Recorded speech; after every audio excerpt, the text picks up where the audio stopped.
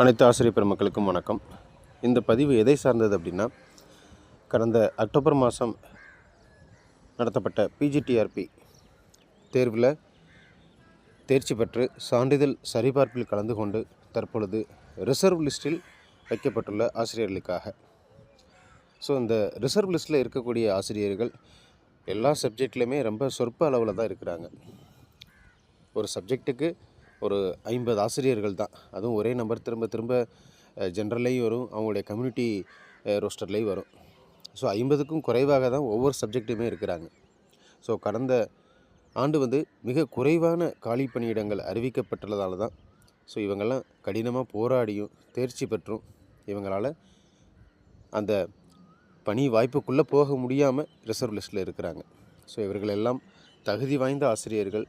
So அப்படி reserve லிஸ்ட்டில் இருக்கக்கூடிய ஆசிரியர்கள் அனைவரும் நீங்கள் சிஎம் செல்லுக்கு அல்லது அவங்களுக்கு இமெயில் மூலியமாகவோ உங்களுடைய கோரிக்கைகளை முன்வைங்க. தற்பொழுது அதிக காலி பணியிடங்கள் இருக்குது அப்படின்னு ப்ரெஸ் மீடியாலலாம் நம்ம பார்த்துட்ருக்கோம். அதை விரைந்து நிரப்ப போகிறோம்னு சொல்கிறாங்க. ஏன்னா இந்த ரிசர்வ் லிஸ்ட் அடுத்து நோட்டிஃபிகேஷன் போட்டு அவங்க அப்பாயின்மெண்ட் கொடுக்குற வரைக்கும் தான் அது வேலிடாக இருக்கும். தகுதி இல்லாமல் நம்ம போய் யாரும் கேட்க போகிறதில்ல.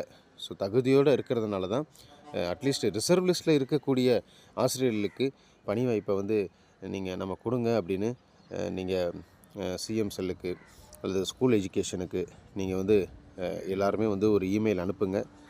ஸோ ஒரு வாய்ப்பு கிடைத்தால் அனைவருக்கும் பணி கிடைப்பதற்கு அதிகமான வாய்ப்பு உள்ளது. ஸோ இதை நீங்கள் சிஎம்மோட கவனத்திற்கு கொண்டு செல்லுங்கள். ஏன்னா அதிகமான வேக்கன்சிஸ் இருக்குது. 3000ங்கிறாங்க, 3600ங்கிறாங்க.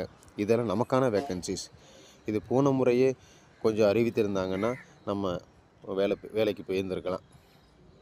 ஸோ எத்தனையோ தடவை கேட்டும் போன தடவை அவங்க ஒரு வேக்கன்சிஸ் கூட கூட்டலை. இன்னும் அதுக்கு முந்தின ஹிஸ்ட்ரியை பார்த்திங்க அப்படின்னா அறிவித்தது ஒன்றா இருக்கும். அது பிறகு சர்டிஃபிகேட் வெரிஃபிகேஷனுக்கு முன்னாடி ஒரு பல்க் வேக்கன்சிஸ் கொடுத்து போஸ்டிங் போடுவாங்க. ஆனால் போன முறை அப்படி செய்யலை. அறிவித்தது 1996. ஆனால் அதில் அப்பாயின்மெண்ட் நடந்ததே கிட்டத்தட்ட 1800 தான். அவ்வளோதான் செலெக்ஷன் லிஸ்ட்லேயே இருந்தது நேம்.